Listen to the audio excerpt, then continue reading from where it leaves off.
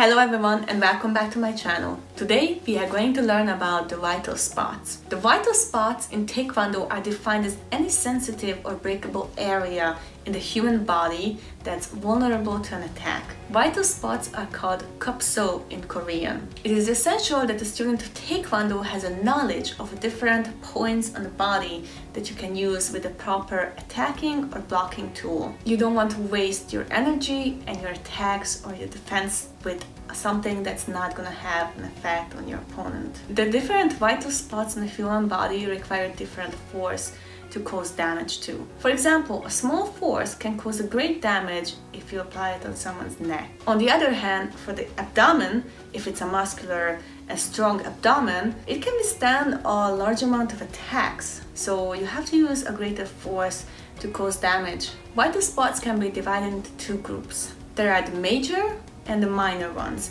The major ones, that the injury of these can lead to death or permanent disability. The minor ones are the ones that are not life-threatening but will cause pain and temporary disability.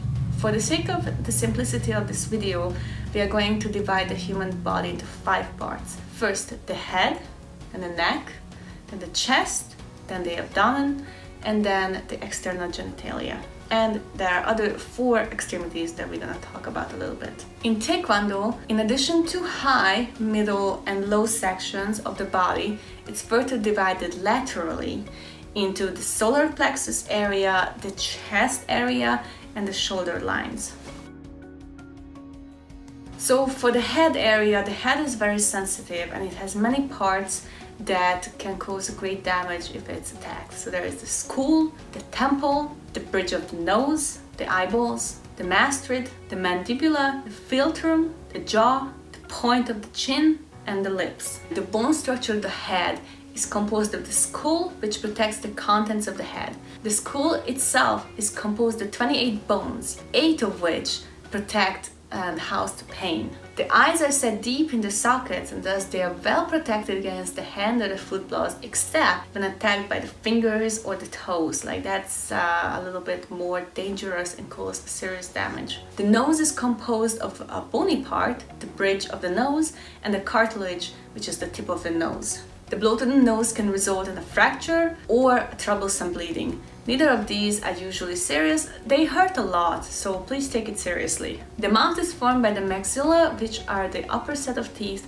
and the mandible, which is the jaw. The lips are forming the outside covering of the teeth. The upper lip has a groove in the midline called a philtrum. Injuries to the mouth commonly result in broken teeth, with the lips or tongue, and uncommonly broken bones, also very serious. Ears can be divided into the outer and inner portions. The outer portion we can see, the inner we cannot. Injury to the outer portion commonly results in swelling or bleeding. However, a blow to the ear canal which leads to the inner portion of the ear may result in the rupture of the tympanic membrane and thus cause severe pain and temporary deafness. It is most important to realize that a blow to any part of the opponent's head can cause serious damage and unconsciousness. This must be seen as a serious injury in any case and always, and even though it can be only a minor concussion, it can lead to other even more serious things. The neck area is the connection between the head and the torso, meaning the brain and the rest of the body. It functions as support for the head as well as a conduit. The support is accomplished by the cervical, which is the neck spine. This is the first part of the vertebral column, which is the backbone. The other parts are the thoracic, which is the chest spine, the lumbar, which is the abdominal spine, and the sacral, the part between the 2 hip bones. The cervical spine consists of 7 vertebrae. Inside of the vertebrae is a canal which constrains the spinal cord. The nerves going to the rest of the body exit from the spinal cord between 2 neighboring vertebrae. Injuries to any part of the spine can lead to a fracture of the vertebrae, which, if displaced, will lead to compression of transection of nerves of the spinal cord. This in turn may result in paralysis of the muscles or part of the body innervated by the nerve of the spinal cord. It should be noted that the thoracic spine running through the middle of the back of the chest is very vulnerable to direct blows. The chest is composed of the chest wall, the lungs, the aorta, and the big vessels which take the blood to and from your heart. The chest wall is composed of the ribs and the muscles. These give excellent protection to your internal organs. Consequently, the lungs and the blood vessels are rarely injured in doing Taekwondo. For example, a blow to a woman's breast will cause excruciating pain, but serious damage is most unusual. Still, it hurts a lot.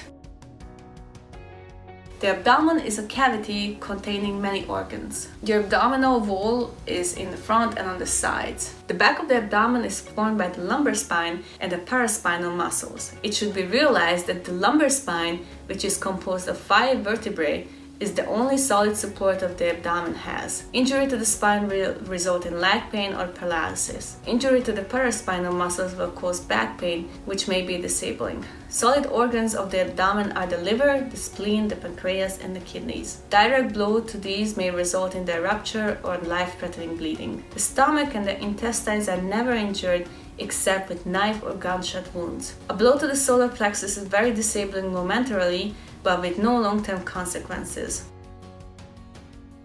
In women, blows to the external genitalia are very painful but without serious consequences. In men, the situation is quite different. A blow to the genitalia can cause bleeding inside the testicles. It's evident that very serious consequences may accompany such a blow. There are some of the extremities that we're going to talk about here. For example, the arms that are joined with the rest of your body are the clavicle and the shoulder blades. Injury to these are not usually serious, they still hurt a lot. The shoulders can be easily dislocated and cause compression of the nerves and the vessels that pass through the arms. So for example, the armpits, the axillae, are not protected when you lift up your arms. The inner side of the elbow here, called the ulnar nerve, and that part is very vulnerable to injury. Fractures on the wrist or the hand may not appear to be serious, but they are, and they can cause a long-term damage. The knees are also very vulnerable to any type of attack, especially from the side. The shins and the feet are easily injured, even though you can try to